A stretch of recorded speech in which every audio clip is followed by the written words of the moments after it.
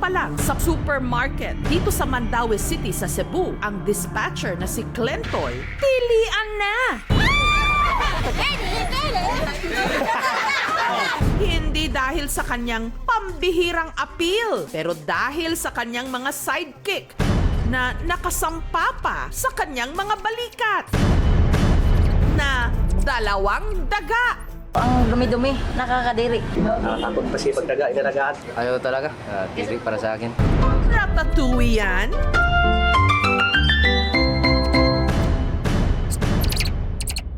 Marami sa atin, pati nga ho ako, takot at nandidiri sa kanila. Daga! Pero ibahin niyo po ang lalaking ito mula sa Mandaue City sa Cebu na hindi dinadaga ang dibdib sa kanyang pet. Ang turing ni Clentoy sa kanyang mga pet rat. Ito si Sheena, ito si Janre. Para raw tunay na anak.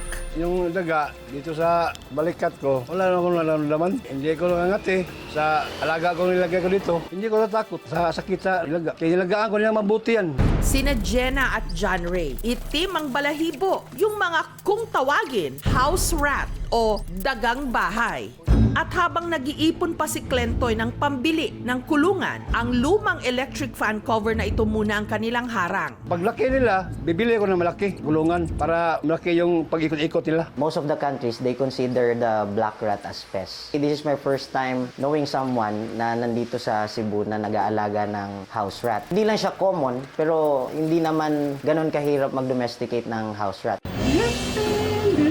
Pero para sa mga nandidiri sa kanyang mga pet, huwag daw kayo. Dahil pagka-uwi sa kanilang lungga, ang mga alagang daga ni Clentoy, twice a day pa raw niya kung paliguan. Yung sa paligo ko, ilagay mo sa planggana, ilagyan mo ng shampoo. Tapos yan, ilagay ko dito, tapos ilabas ko sila. Ang daga niya, limpyo man. Hindi man madumi ang lawas sa daga. Hindi ka magtakot sa daga niya. Maraming daga dyan. Ang takot ko kasi kagaton tayo niya. Mayroon ng rabies.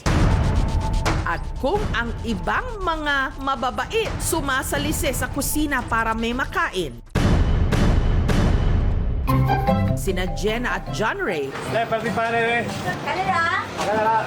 hindi na raw kailangan dahil meron pa silang special meal. Sosyal! Kain ko ng gatas, kaya malaki naman ngayon, hinaluan ko ng feeds. The-serve din daw ng mga itong tawaging mababait. Hindi raw kasi sila naninira o ngumangat-ngat ng mga gamit. Yung daga ko, nilabas ko. Yung gamit hindi man mas masira. Naglaro-laro lang sila ganun. Tago-tago sa sa mga online, ganun lang, sa habol.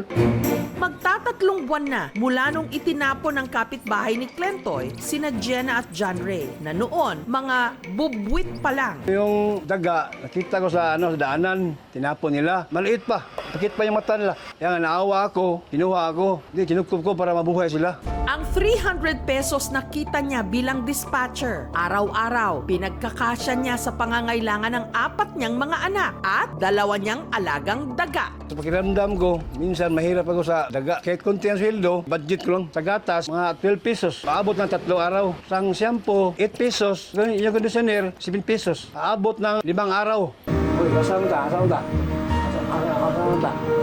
Sa pag-aalaga kasi ng kanyang mga daga, ibinubuhos ni Clentoy ang kanyang kalungkutan matapos daw siyang hiwalayan ng kanyang misis. Nagkiwalay kami ni misis. Yung mga anak ko, doon sa asawa ko. Pero papunta man lang dito, hingi silang pera. At mamatayan ng mga magulang. Si nanay ko namatay July 1, 2022. Tapos yung tatay ko namatay din June 4, 2023. Kinakausap yung alaga, paminsan-minsan lang para mawala yung mga problema ko. Yung namatay yung nanay ko, yung asawa ko, nawala kami.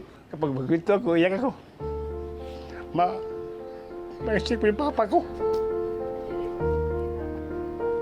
Ano yung kinukwento nyo sa kanila, sir, sa mga daga? Mabuhay silang maayos. Yun lang ang gusto ko. Hindi ko gusto lang mamatay sila.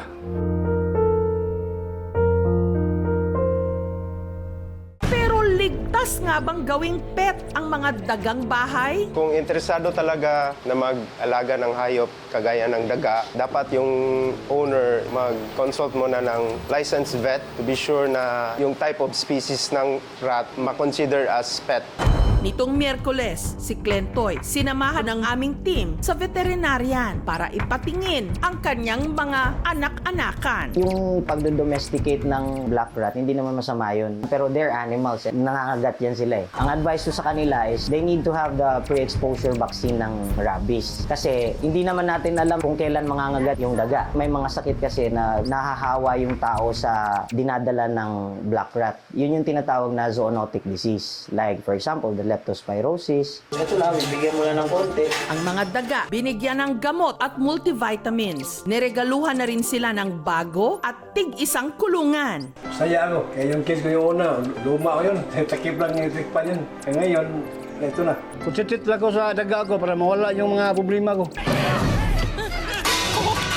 Kaya nga, alagaan ko mabuti yung daga ko. Hanggang ngayon, sa masaya ko. Ay, pangako nga, hanggang buhay pa ko, alagaan ko sa mabuti.